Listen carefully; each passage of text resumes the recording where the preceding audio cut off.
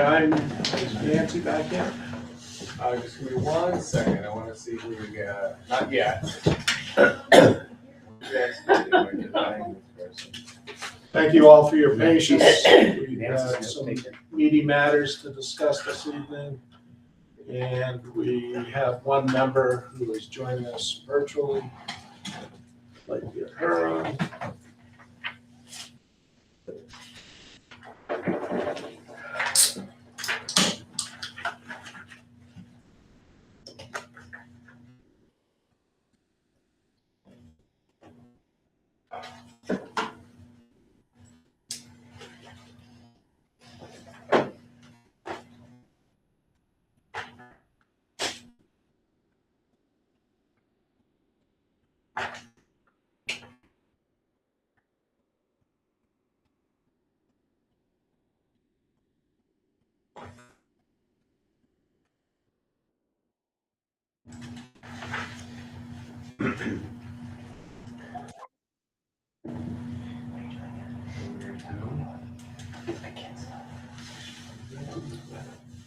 And we're good together.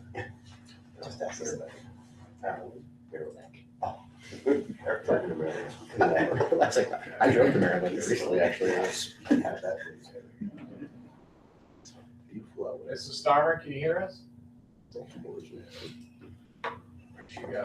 Well, I'm going to call the meeting to order so we can do the pledge and hopefully she will show up here shortly. It's 6:10. The session is back in order. I pledge Allegiance to the flag of the United States of America and to the republic for which it stands, one nation, under God, indivisible, with liberty and justice for all.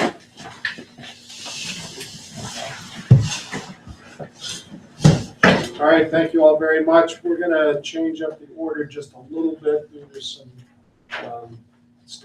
folks here tonight.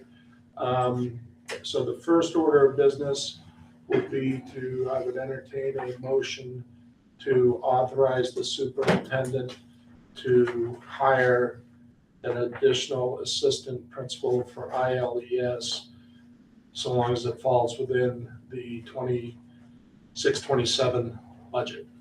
So moved. Second. Moved and seconded. Is there any other discussion on that matter? Hearing none, all those in favor say aye. Aye. Aye. Okay, we have it. Nancy Thank is you. still not here. Thank you for your support. Okay. Do you need me to call her? I don't know where she is. Okay, all right, so it's not on this end, just, okay. Well, the next item up is Caleb, so we're gonna go ahead and let Caleb, because Caleb needs to leave to go study for. P language and composition, which is English 11. Cool. All right, so the high school student council will be hosting Spring Fling towards the end of May. This is a chance for students to get together outside and enjoy the nice spring weather. There'll be lawn games, kickball, ice cream, and some other activities as well. We hosted our prom on Saturday at the barn on the Pemmy. The prom was beautiful and students enjoyed great food and treats, along with an awesome DJ. After prom, the after prom was at the Hilltop, where students got to ride go-karts, play laser tag, and play arcade games until the very early morning. Thank you to all the parent volunteers and staff that made this night so special for the students. The outing club will be going whitewater rafting on May 23rd and 24th. We'll be bringing 9 students this year and going down a 16-mile stretch of the Dead River up in Maine. The Laker Bots wrapped up their season at the World Championship over April break. They competed on the Newton division with 75 other teams around the world, 13 of them being international. They will wrap up their season with the end of the year banquet on June 9th with a celebration season and a robot demo. Everyone is invited. The AP exams are almost over and students have been working hard to prepare for them. Thank you to all the teachers who made these opportunities accessible to everybody. The marching band will be marching in both the Center Harbor and Meredith parades on Memorial Day and will also be performing at graduation. And then the band and chorus will also be traveling to Hershey Park on May 30th and 31st as the every other year band trip that happens. Graduation is on Saturday, June 13th. Congratulations to the class of 2026 for making it through their final year at Inner Lakes. Over at Sandwich Central School, they've been enjoying the spring weather. The upper multi-age is preparing to release trout into the cold river. And primary multi-age is working to prepare for planting. Students in grades 3 through 6 were completing the NHSAS testing in math, reading, writing, and science. The after school, the older learners are preparing for track and field, and the younger learners are participating in some other extracurriculars like robotics and some outdoor clubs as well. And then a huge shout out to the Association for School and Community. Their support of SES during Staff Appreciation Week was nothing short of amazing. Thank you to all the volunteers that made that so special.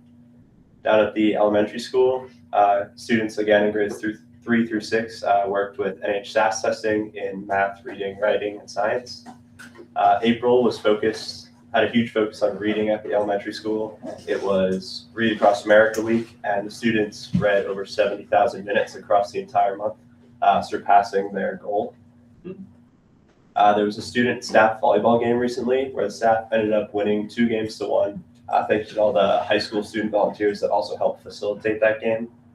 The ILES Spring Concert is going to be on May 28th in the multipurpose room.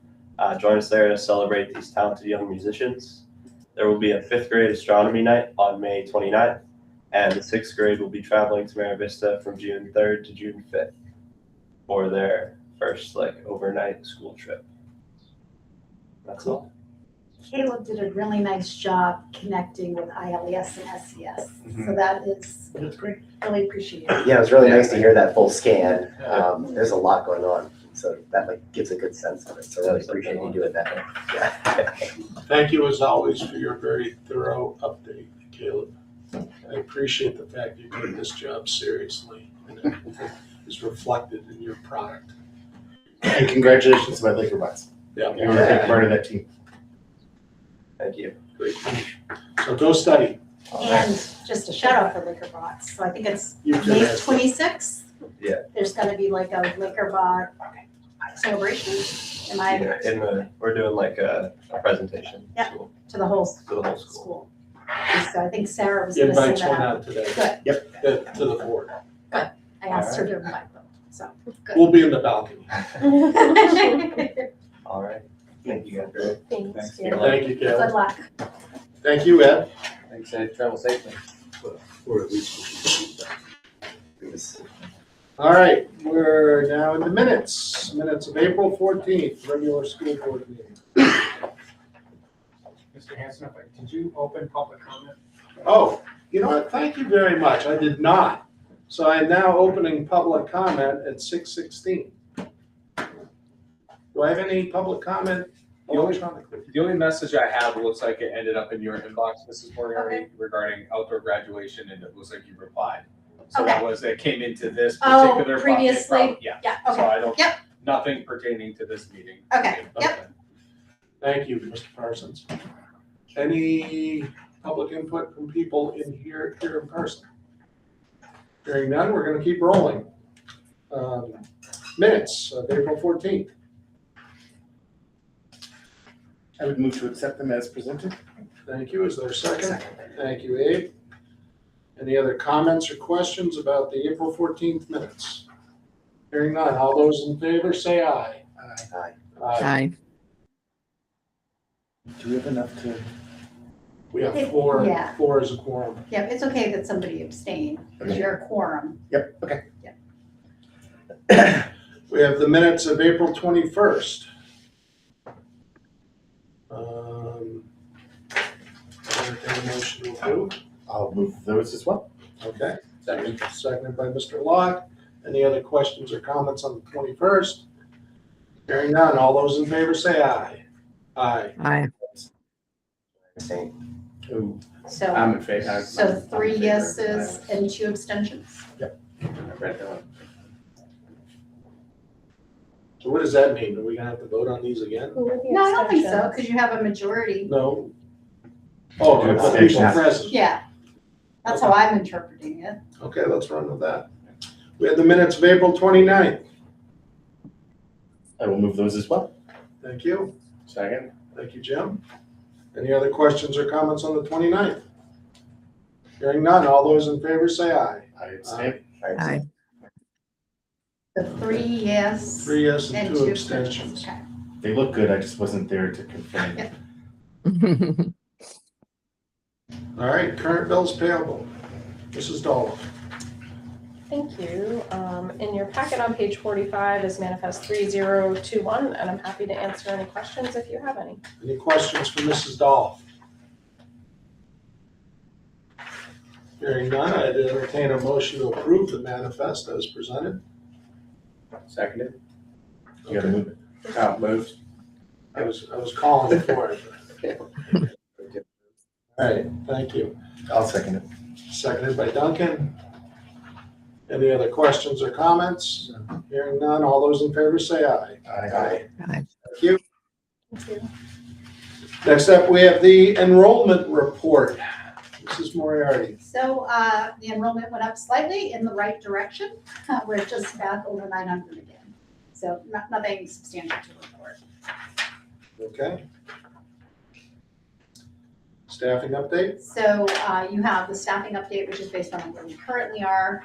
Really, at this point, we're looking ahead to next year. We are still trying to fill the nurse position at ILES. We are trying to fill the part-time art position. I'm hopeful that one might wrap up within the shortly. That's it, SCS. Yeah, at SES. We have decided to move forward with the contracted service for speech and language for next year. We did that all this year. We've had not a single applicant, so the contracted service provider we've had has done a really nice job, and we have the opportunity to continue with them, so that's what we're planning to do.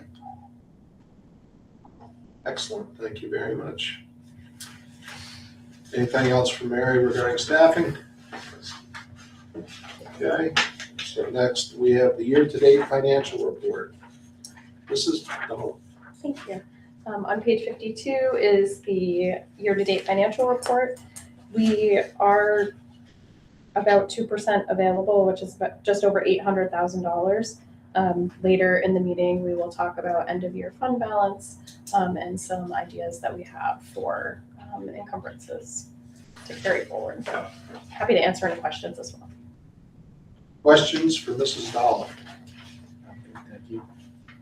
And we need to, just to remind folks, June, we have to act on those. June is, we got a couple of things we have to take care of. We are gonna postpone action on the facility contract until the June meeting. We have the general assurances of commission to allow the superintendent and me to sign. We've had those for a couple of meetings now. Everybody's had a chance to send questions to Mary. Are there any further questions or comments? No. Hearing none, I would entertain a motion to approve allowing the superintendent and the chair to sign the general assurances. So moved. Thank you, Abe. Second. Seconded by Mr. Locke. Thank you. Any other questions or comments? Hearing none, all those in favor say aye. Aye. Aye. New business. Strategic planning. Oh, I'm sorry, strategic planning. So I want to thank everyone for the strategic planning events. So we've had 3 in April. We are in the process of taking all the information we gained, summarizing it. The committee that worked on writing the mission, purpose, vision, and foundational principles, I've invited them in next Wednesday to just take the feedback for those sections to see if there's any changes that we would propose at this stage. And then also working through, trying to go through all the feedback on the different goals to try to get a final version of that. And our goal is on track for June. For June. Nice. You mean a final strategic plan for the board to vote on? To vote on, correct. Great. Any other questions about the strategic plan? Very good. Mary, next up, we have the consolidated application for federal title programs. So we have two presenters this evening. We have our curriculum coordinator, Erica Papalardo, and our literacy specialist for Interlakes Elementary School, Carolyn Malahan.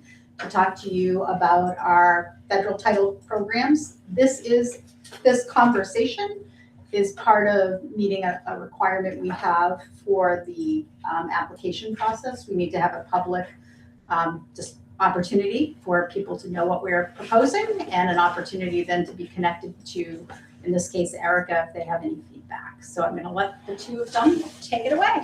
And Thank you. So this evening, we just have a few brief goals. And so first, I'd like the opportunity to just walk through kind of the process of how funds get distributed. And then more importantly, we have the opportunity to hear from Carolyn Mallahan, our reading specialist, about how these funds go from funding to life with children and impacting children. And then finally, we'll present the consolidated application for feedback. Briefly, really the process is that the United States Department of Education has a set amount of funds that they're responsible for distributing across all of the different states, and they have a very set formulaic way of doing that relies upon a set of criteria. This year, those funds will come from the Department of Labor. Once they're released to the states, the State Department of Education here in New Hampshire then kind of oversees the distribution of those funds to all of the LEAs and helps us to comply with federal regulations that are enforced at that level. And what's nice about the process is that it enables us locally to determine how we want to use those funds to support our local programming. There are a number of different kinds of funds that exist, and each come with its own set of criteria and I guess regulations, if you will, in terms of how those funds may be spent.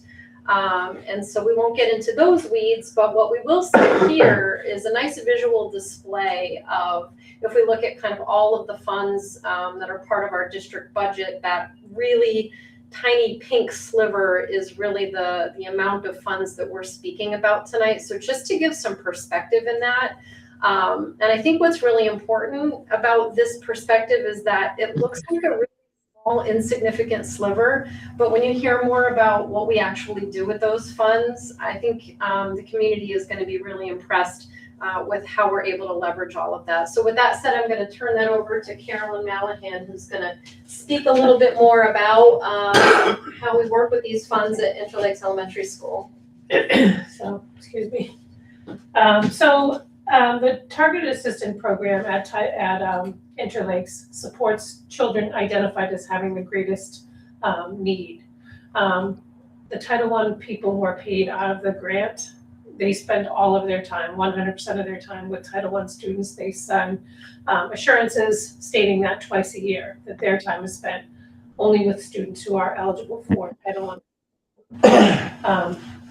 The eligibility is determined based on specific criteria. So basically, we assess the entire school at least 3 times a year, but in the fall specifically, we take all of those different multiple data points, we assign values to them, we add up those numbers, we rank order the entire school to make sure that we are in fact using a criterion-based measure to make sure that we're meeting the needs of the kids, the students who have the greatest need. The support that we provide is designed to supplement, not supplant, which it basically just is saying that they're not missing anything that the classroom teacher is teaching. What we provide is in addition. So they get their core instruction from their classroom teacher, and then we give them more. So sometimes that is in a small group, sometimes it's one-on-one. We use our data religiously to make sure that we're monitoring what the kids need. For reading, we test every 2 weeks, or we monitor, so it only takes a couple minutes. And for math, we do it every 3 weeks. We look at the data from there. We like to see at least 3 data points going in the right direction.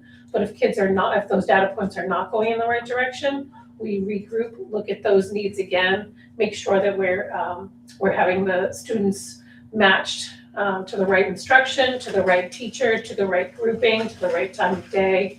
And this is all provided during a protected block, if you will. We call it a practice block. You might have heard it under other names before, but it's basically giving all students what they need. So the students who are getting Title I get what they need, and the students who are not getting Title I, whether they have IEPs or they're just general ed, they are all getting what they need from based on their data.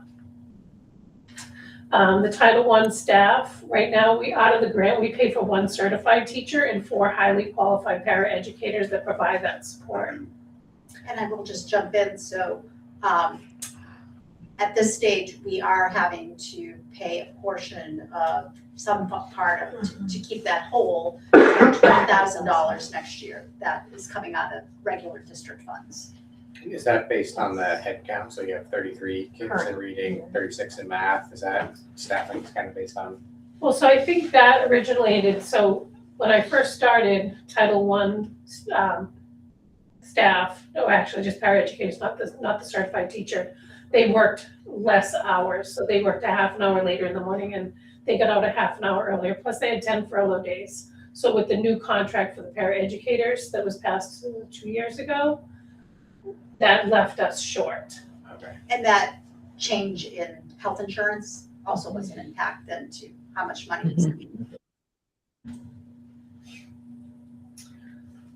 So the grade levels that we are supporting are K through 3. I think that model is great for early intervention, provided getting kids caught up early. So yes, right now we are servicing 33 students in reading and 36 students in math, with the goal of improving achievement toward meeting those New Hampshire state standards. So that's kind of always our overarching goal that we want to get them. Couple of questions. Just in the qualification, is it relative, just so I understand, is it relative to the population of the school, or is it a standard that's set at the state or Well, federal level?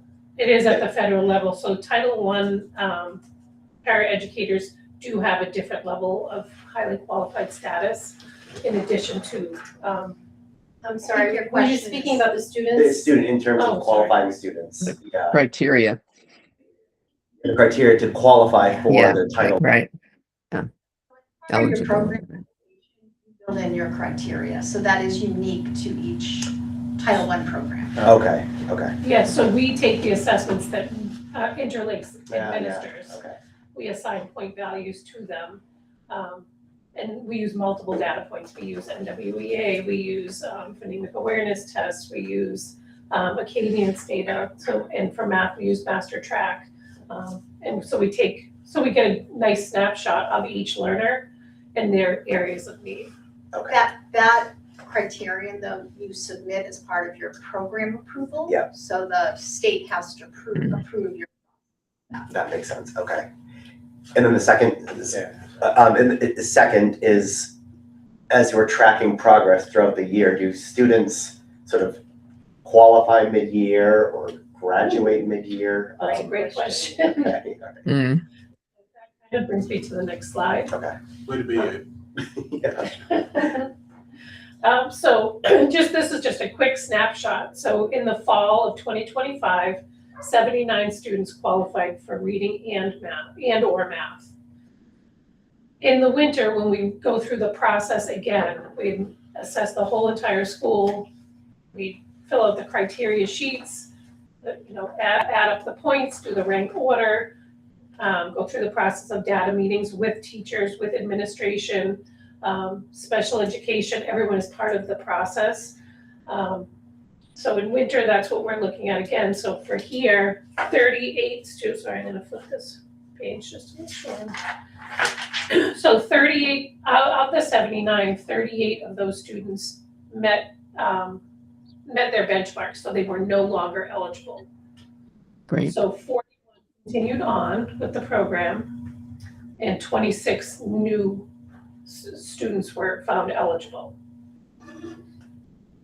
Which leads us to that, whatever it is, 41, 61, 66 or 60. 67. So that's what we're currently servicing. And the number of support staff stays the same, but sometimes you make the decision as a team, you know, these students should be in a group together, they should be in no more than 2, or these students don't work well together, or it's not the best learning environment. So there's a lot of factors that we take into consideration to be able to provide the best opportunities for our kids to succeed.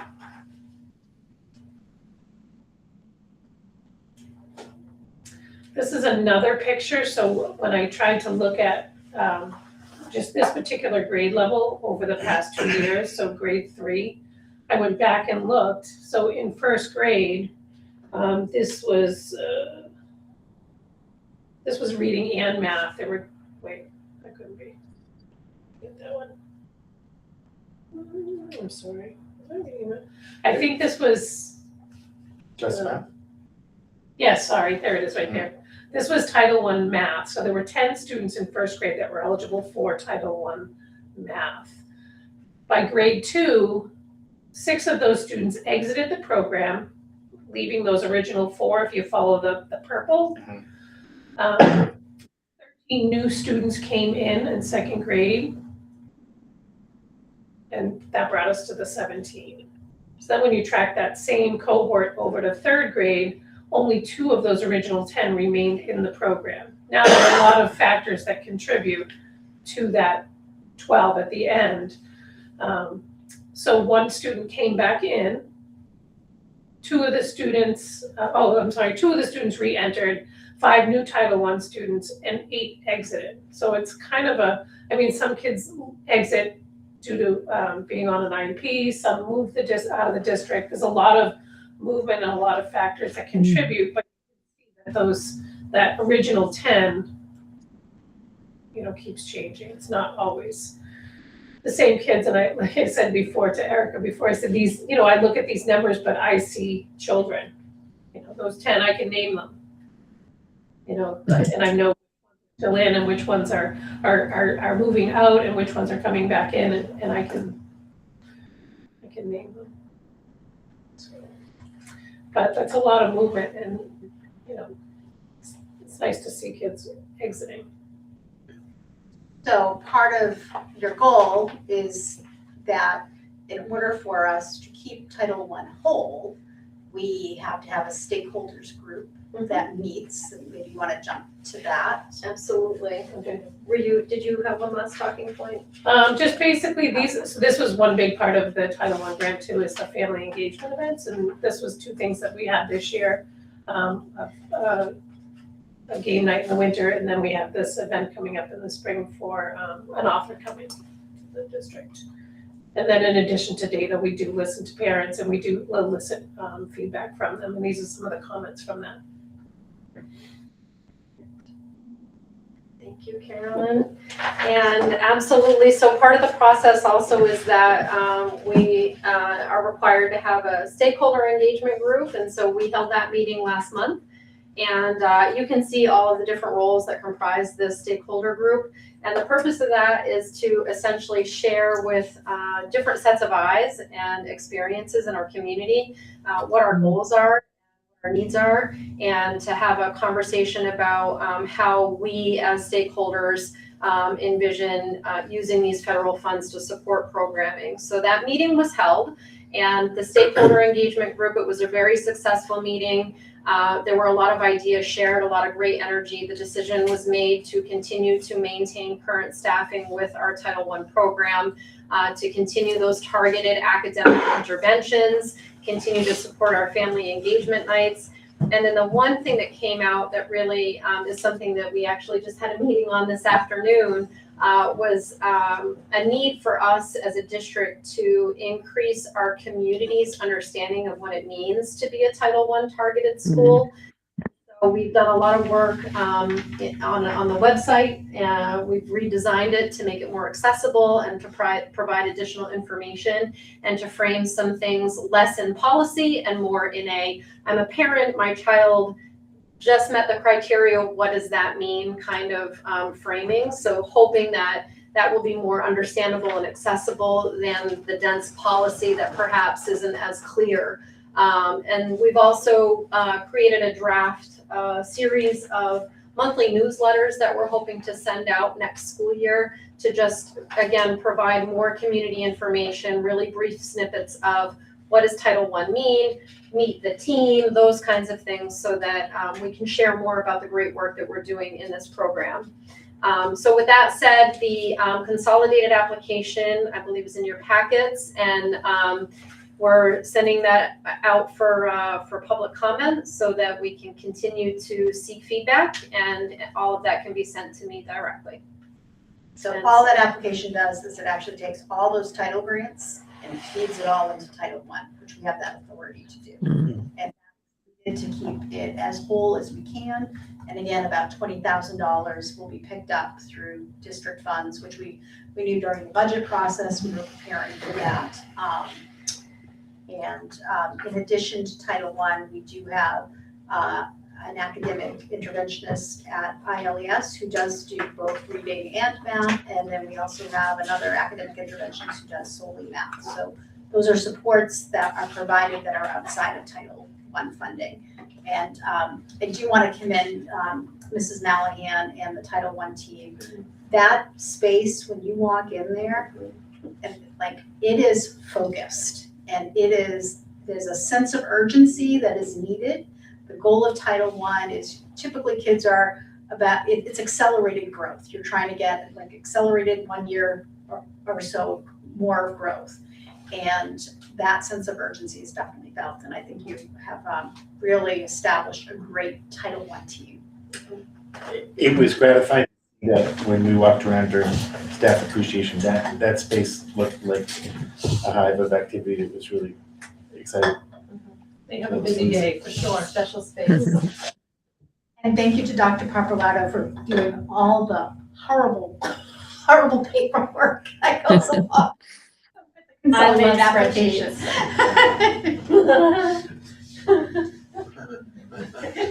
We're a good team. Well done. Thank you very much. Thank you. Yes, thank you. Yes, Mr. Mangan. A few slides ago, I think there was 71, one of the slides shows 71 in Title I combined math and reading. That was in the fall. And that was K through 3, right? Yes. Do you have a percentage of that 71? What's the population that 71 comes out of? So it's about, K to 3, the population. 45 the grade level? You can look at to give you a quick, I think so. something, I think yeah, it was like 180. K to 180, yeah. Because you're using ILES, so. And that is, so some of the kids are the same. You know, so it's not saying we're seeing 79. Right. Some of the students are in reading and math, not all, it just depends. Right, it's more curious, is it 15% of the population, is it 40% of the non-is trying to get an idea. My mom was a Title I teacher, so. So K to 3 at 184, yeah, ILES is 189 students.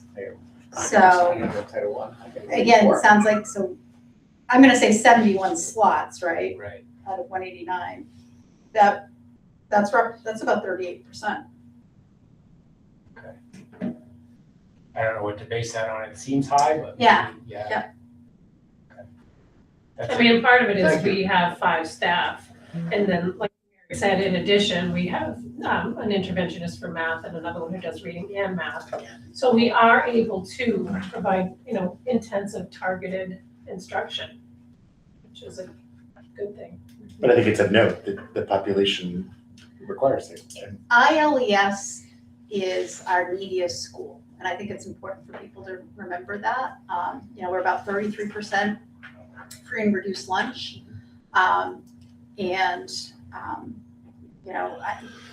that is just, it is a reality that there are many learners who have a lot of different needs.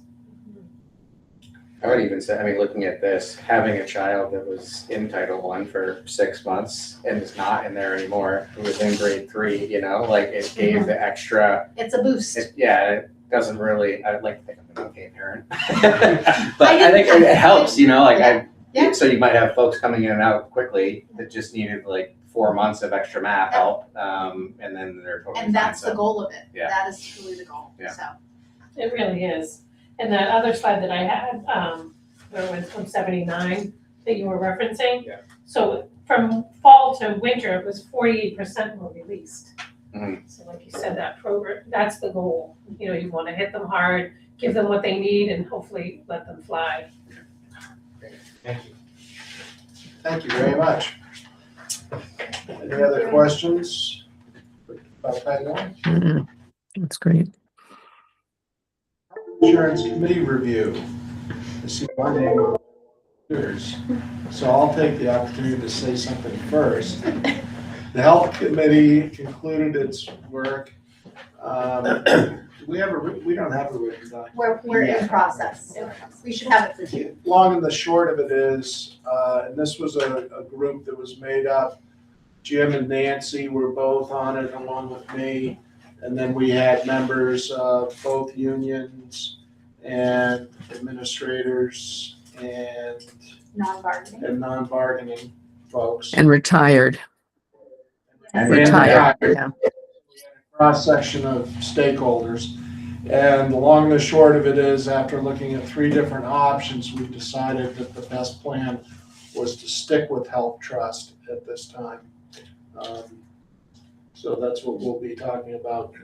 Now, there's some things that we can do maybe to improve the financial metrics of that, which we'll be taking a look at, but overall, we're gonna stay with Health Trust. You wanna add to that? The only thing I would add, one of the areas, and much of this is negotiated, but is possibly considering a different driver plan for health insurance, maybe an area to provide some potential savings, not of high significance, but some opportunity. But that is negotiated. Thank you. Draft end of year fund balance proposals. Page 102. Mhm. We have, maybe Mrs. Dolph would like to do, but I like her to do the top part. I would be The happy fun part's easier. Yeah, absolutely. So we started out with a total fund balance of 2.8 million. I'm going to use round numbers. Anticipated revenue was just over 36 million. Our expenditures to date are 29,500,000. We still have about 8.5 million encumbered. Moving down to the minimum fund balance promised. So during the budget process for 26-27 on our revenue sheet, we always promise a return back to taxpayers. So this, in return, that means that we would be carrying forward at least a minimum of 150,000 to offset the amount that needs to be raised by taxation in the following year. And so for this past process, we used 150,000. The NHEC rebate, so through Mr. Swonker's wonderful work with the boiler project that we completed over this past year, there was a sizable rebate that we received for installing those new boilers and the HVAC work that we did. So we do have to record that as a revenue, so we have decided that we would also return that back as part of, to offset for the amount that needs to be raised by taxation for next year, giving us an unassigned fund balance of $763,687. Wow. Below that, and again, this is all an estimate. Things can change between now and June, so the number might be different, but this is what we are projecting at this point in time. Mary, do you want to run through? Sure. So AED replacements, some of our AEDs need to be replaced as we've been doing some inventory of them. Curriculum we talked about during the budget process. Again, we're trying to support like a summer institute for behavior at ILES. We've got some competency-based things at the middle high and some math things both at ILES and Sandwich. So the additional funds would be appreciated. Facilities, this was again during the budget process. We did reduce facilities with the hope that there'd be some fund balance. This was not proposed during the budget process is food service pilot program, $25,000. We would like to try and pilot for families who are up to 300% above the federal poverty. So this would, again, allow a little bit more opportunity for families who might be on the cusp financially. So we would like to just start with 25,000 and see how far that goes. It takes about $1,000 a year to feed a child breakfast and lunch. So that would be, some funds to start with. Food subsidy, again, we're at the stage that we have to subsidize the food program. A food program can't run in the black. And so this isn't paying any lunch debt. This is paying to operate the program. Legal services, again, heading into negotiations, so some additional funds make sense. We did do a review of the north entrance and had the safety person for a student who does like all of New England came out. We did have the police chief there. Ashley was there, and really feel like we definitely need that second detail. So we'd like to put those funds there. We have been finding funds to support some public relations. Hopefully you're seeing, we've been trying to get more articles into the Laconia Daily Sun, as well as into the Meredith News. We have contracted some time with Holly Beaton, a former school district administrator who has a nice writing style and also has an easy way to contact, like she's familiar with people. I will also say we've had great support too from Bob Martin from Laconia Daily Sun. I think he's done a nice job. Special education, this continues to be, an ongoing changing environment for us. So having some additional funds, possibly for transportation tuition. We have a few students who some things are in flux. Technology, we had done this during the budget process for electronic access. This would allow us to keep our electronic access where it currently stands. Vocational transportation, so this was not, it's a positive. We have more students who are accessing the WIC, which is formerly the Winnisquam Agricultural Program. It is now the Winnisquam Career Center. And they've added different programming there, so it's not all agricultural based. One of them is cosmetology, right? That's the correct word. I'm gonna say cosmetology, but that's cosmetology. We find ourselves in need of doing an additional, like the day is broken up into sections. So we already have a bus that goes for one portion of the day. This will provide at the other time slot. So, I think it's a good thing for students. We would like to be able to support that. So those are things for consideration. Next month is when you would make decisions. Certainly, if there's questions in between or questions this evening. Mary, could you please provide the board with a breakout of what the facilities, Sure. the specifics are? Geez. We were about to ask that very question. So we will do that. We can send that to you. Good, thank you. Questions for Mary regarding this? So this is an item we will need to take action on in June. I'd just like to speak to the food service pilot program.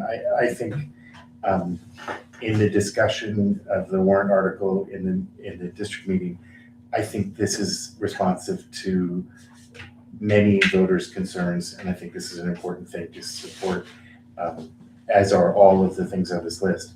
It's nice to see that pilot program. I think that will be a real positive. I second that.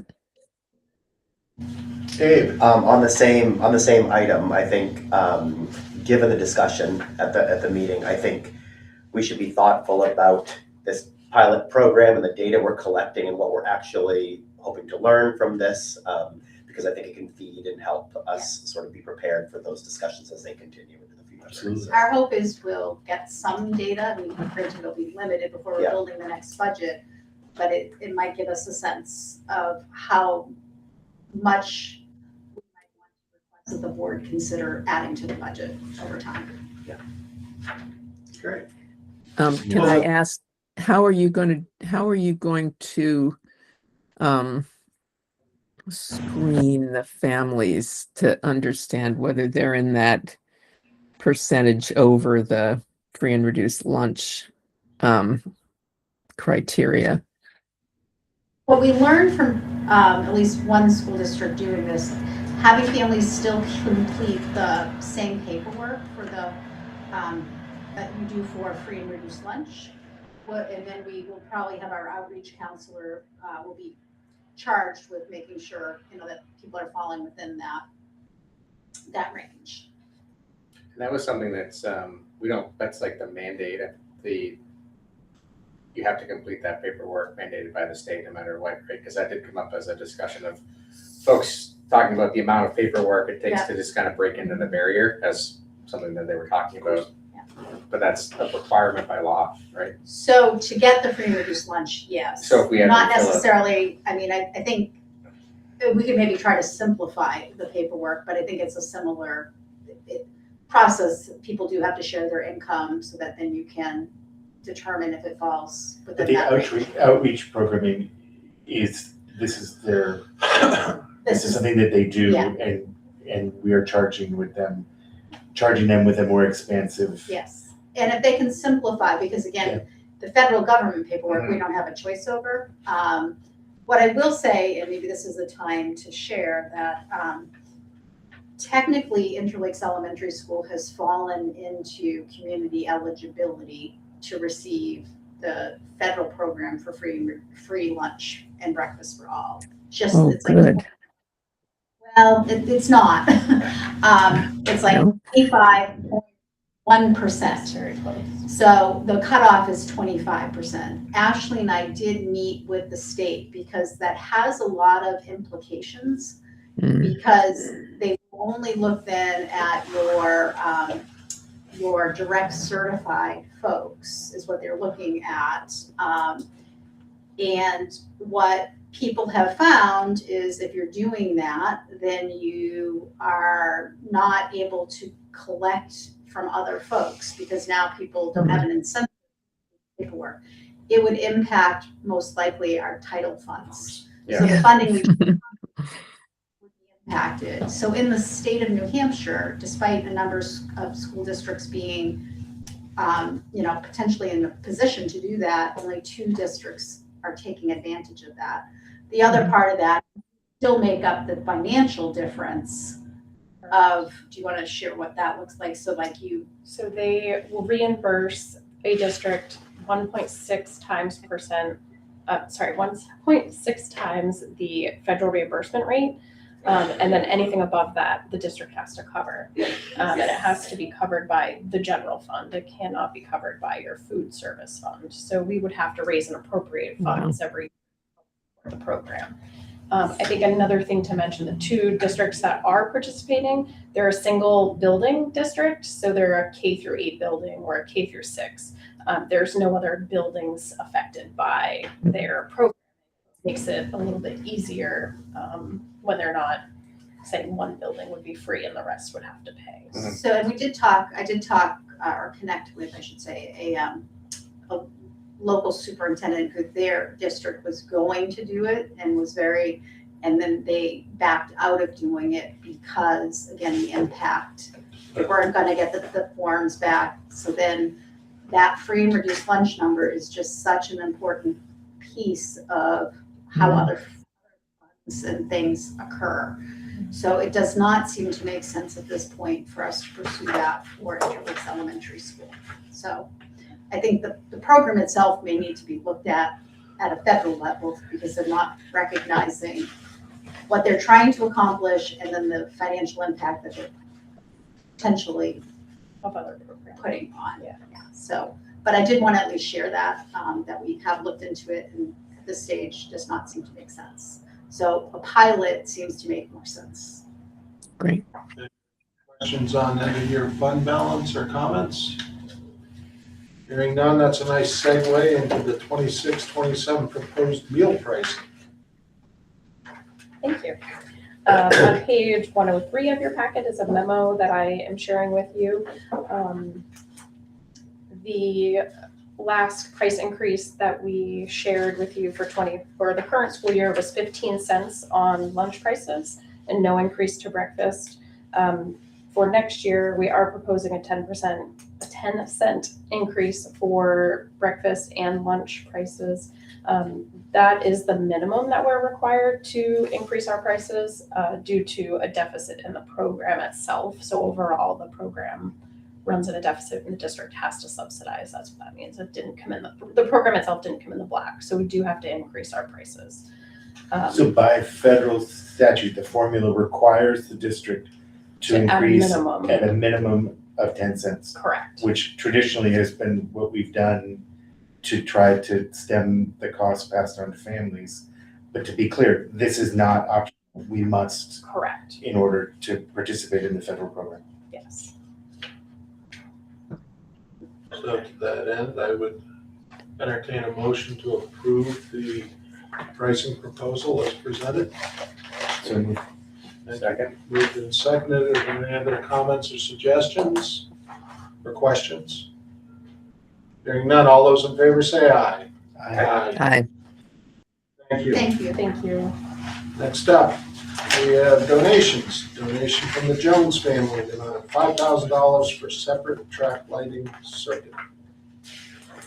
You wanna speak So to I that at did all? have, Mr. Swanker did a memo for the board. So this will allow the capability for actually the field lights to be shut off and the track lights to remain on. It's a different circuit. So it is, over time, may have some energy savings.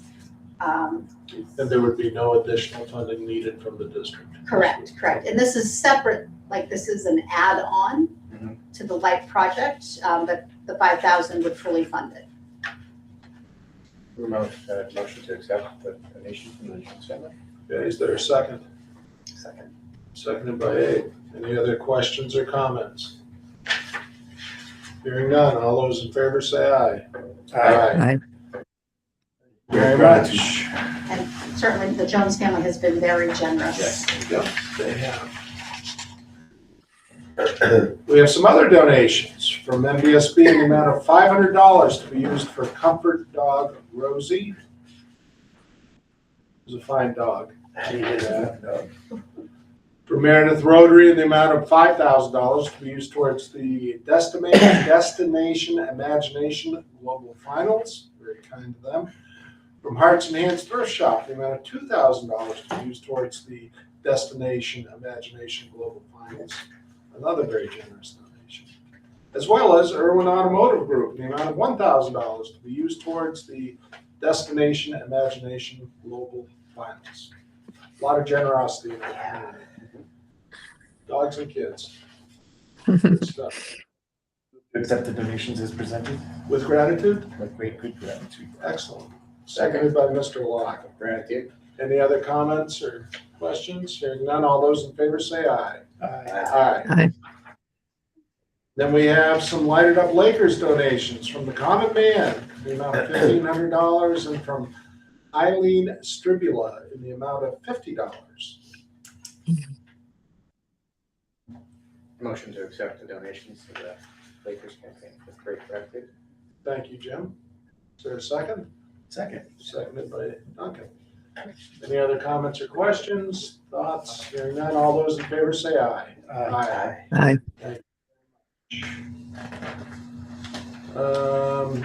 And then we have lighted up Lakers funds raised. Mrs. Moriarty and Mrs. Dollar. So this was last month, the board, there was discussion, and so we talked about bringing the full list to the board. So you have a spreadsheet with all of the various donations, as well as then minus the cost of the banners. We made that a self-funding program.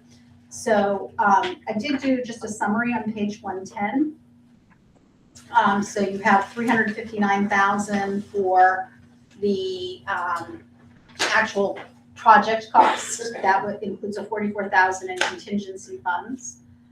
The donations, banners, pledges, less banner printing costs as of March 4th, 2026, that was the annual meeting night, was $226,163. The At the annual meeting, the amount to be raised through taxes was $132,837, with the idea that any additional funds raised, the money would be used to offset the 27-28 school year. So there was an additional amount of donations, banners, plus banner printing between the 5th of March and yesterday. And that worked out to $5,681. So the amount voted, the difference between the amount voted and the additional fundraising is $127,156,000. So that $5,681, so when the taxes come in of $132,837, right now, $5,681 will be set aside so that when you get to the end of next year, you will, if the board so chooses, at least this has been our understanding, will use that amount to offset how that you'll kind of return it to the voters, but really what it is doing is offsetting how much has to be raised the following year. That Does is, everybody understand that? Yep. Yeah. Other questions for Mary or Mrs. Dahl regarding the funds raised? All right. Mary, the items that the other two items, tuition items, yes. is that a non-public or is that? You could choose the CBA one, might be easy to do in public, if you wanted to do that. I was gonna ask the board about both. Okay, you certainly can do that, yeah, without, but if you want to get into a discussion. Right. Yeah. We had a CBA request, collective bargaining agreement, tuition waiver request, which is part of the deal, so that's sort of a no-brainer. I thought we could take a motion, I would entertain a motion to approve that. So if you're so inclined, or if we need to discuss it, we should do that in non-public The session. ones that fall under the contract. Only. Just the one. Okay, it's just one. There Okay. were two. I think there are two requests. There are two requests. The Two second one- requests for the CBA. There are There's, two requests for the CBA, and then there's one that falls outside of, Correct. That's and we're voting for the two for the CBA. for the CBA, the collective bargaining agreement. I move to vote on approving those tuition waivers. Thank you. Second. Moved and seconded. Any other questions or comments? Hearing none, all those in favor say aye. Aye. Aye. And thinking the other request, we probably need to go back into non-public session to discuss that unless somebody feels strongly that. I think we do. and you do need to take a vote, a contract, vote about the extension, and you typically do that in non-public. Okay, You might report it in public, but usually you have a conversation. which we can do at the next meeting. You could, I'm just thinking from a practical Yeah. standpoint, we're gonna get done the public portion. Yeah. Go into non-public and people Can do might that. just wanna go home. Yeah. Okay, great. I have no other business other than I wanna thank my fellow board members for attending the Staff Appreciation Day. I think it was great, the number of folks that we had go out, and our folks do appreciate that, I think. I'll defer to the two staff we have here, not to put you on the spot. No, it's appreciated. Absolutely. It's nice to see people in the building. It was great. Because we appreciate your efforts, certainly. Other than that, is there any other public comment? Mr. Parsons, do we have anybody? Sorry, coming to yawn. No, sir. I did that on purpose. Yeah. Anybody here have any public comment? Last chance. Then I'm gonna close public comment at 7:07. And then, I wanna make some announcements. We have a meeting, an SAU meeting, which is the supervisory union, on Tuesday, May 19th at the Ashland Elementary School with our friends from Ashland. And I just want to remind folks that we will be having our auditor, Jim Roberge, who I happened to run into the other day. great. and talked to him a little bit, and he's gonna be talking about the audit and specific things in our district in recent years that we may need to be thinking about with Ashland to address in the future because of the way things are going. And again, I just want to put out that we have had no findings for our audit. Yes, that's a good thing to say in the public session, Yes, Mary. yes. Our audit looks satisfactory. Good. Which is thumbs up. And the meeting's at 5:30 for us. Correct. The meeting's at Correct. 5:30. Correct. And we then, will reorganize, since it's the first meeting of the year, Yeah. there's a reorganization of the officers of the SAU board. and then our next school board meeting is Tuesday, June 9th, which I think we'll have probably a regular non-public, depending on what happens between now and then. So we'll start that at 5:30. And just a reminder, Caleb was very dutiful and responsible, reminding folks that our graduation is June 13th.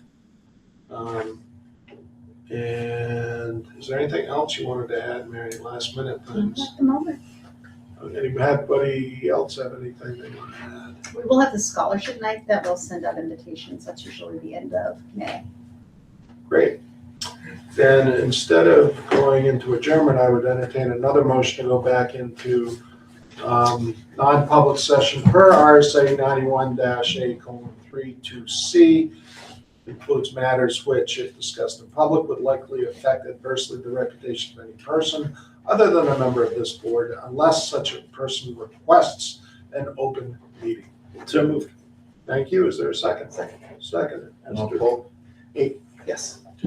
I say yes. Yes. Nancy, Yes. on public session. Nancy, we weren't trying to do a coup on you. It's just the fact that you were virtual. We thought No, thank you. Good to see you, everybody.